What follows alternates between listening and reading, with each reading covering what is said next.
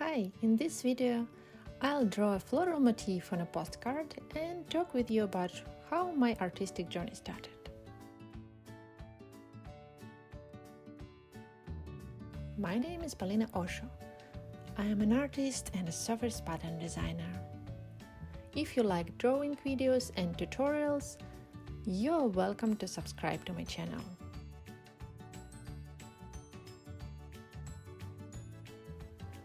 Let's start from my background.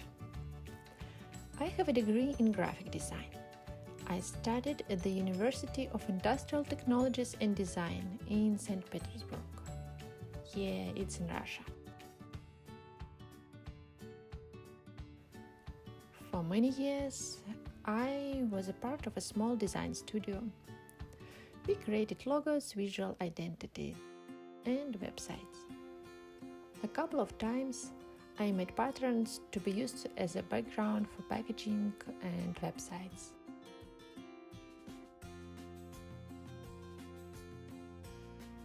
After becoming a mother, I had a lot of time to think over my professional work. I understood that I don't want to come back to long negotiations with clients, and it's almost impossible to avoid it when you create a new visual brand.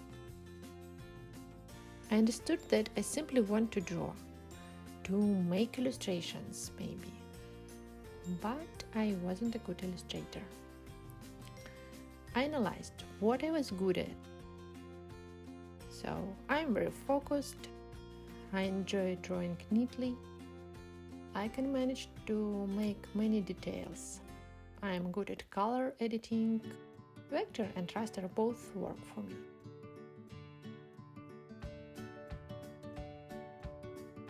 My weak sides are three-dimensional perspective and strong dynamic composition. Plus, I didn't want to make a lot of clients' edits. Who wants to? I found a good answer for my task. Surface patterns fit all my pros and cons. I can even sell them as the finished product without any negotiations at all.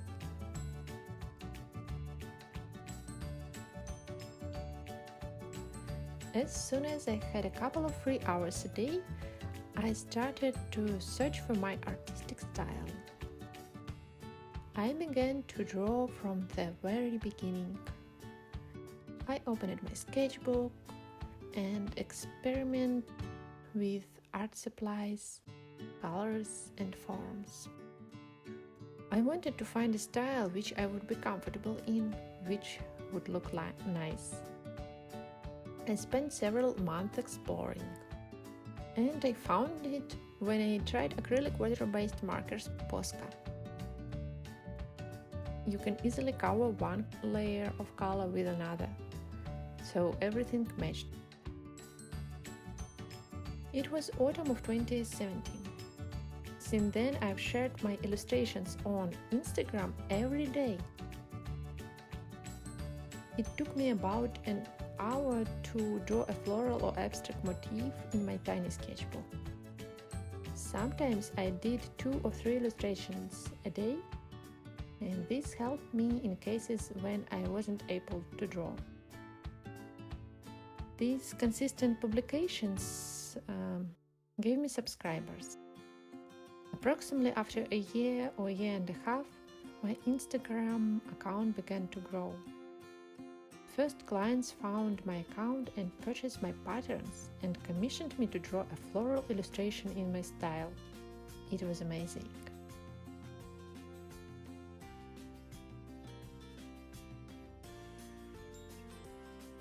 I find inspiring the fact that I was commissioned by such big brands as Lush and Mark & Spencer before my Instagram account was so big, and I didn't even have a website.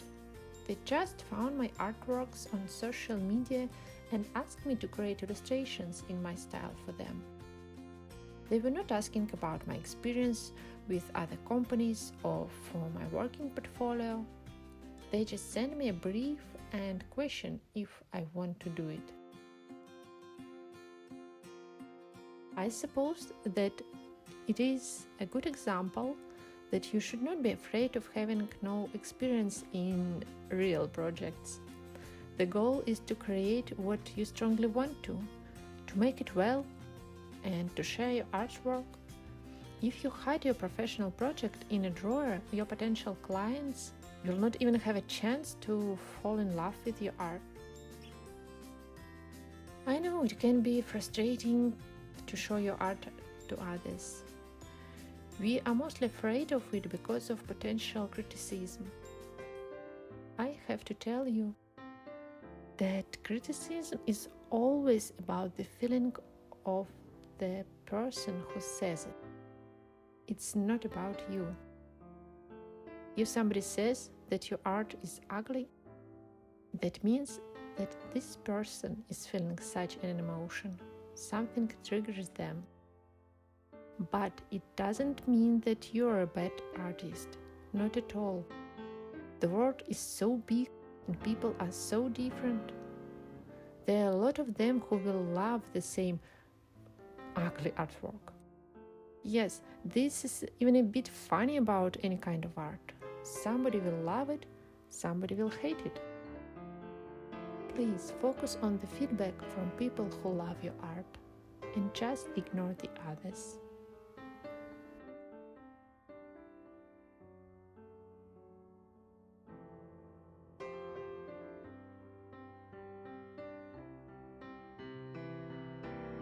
So, the more people will see your artwork, the bigger your loyal audience will be, and the more amazing collaborations you will make. I have very different offers of project, and not all of them are well paid. I try to choose the project relying on my feelings. Usually when I see that I and the client or brand have similar vibes, taste, then our work goes smoothly and the result is beautiful.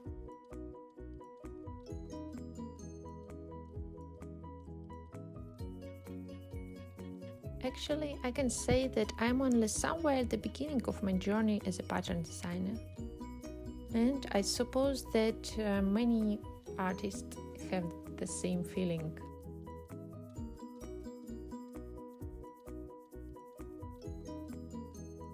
I suggest finding your artistic voice, finding your art style, and please be brave enough to show it, to share your art consistently. Good luck, and please let me know your artistic story, share your art journey, your art background in the comments. I will be happy to read it, and thank you for watching. This was my story. Hope to read yours. Thank you. Bye.